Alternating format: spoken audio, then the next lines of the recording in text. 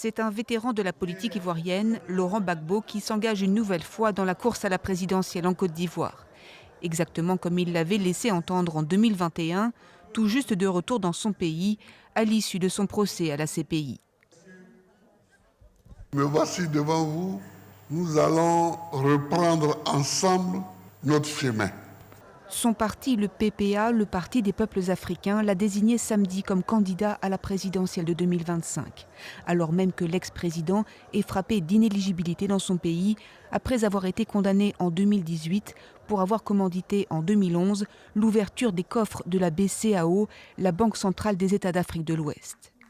Laurent Gbagbo, c'est l'histoire de plusieurs décennies de lutte pour la conquête de la présidence ivoirienne depuis son premier échec à la présidentielle en 1990 face à Félix Houphouët-Boigny.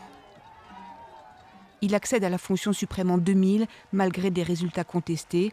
L'élection présidentielle suivante sera reportée à 6 reprises à cause d'une grave crise politico-militaire qui coupe le pays en deux. En 2010, elle l'opposera à Alassane Ouattara, qui est élu président d'après les résultats de la commission électorale. Mais la Cour constitutionnelle de Côte d'Ivoire, elle, fait de Laurent Gbagbo le vainqueur. S'ensuivent des affrontements sanglants et meurtriers entre les deux camps. Les exactions feront plus de 3000 morts. Fin novembre 2011, il est transféré à La Haye pour y être jugé pour crimes contre l'humanité, des accusations qu'il a toujours niées. Il sera acquitté en 2021 à l'issue d'un long procès à la CPI. De retour en Côte d'Ivoire depuis, Laurent Gbagbo attendait son heure.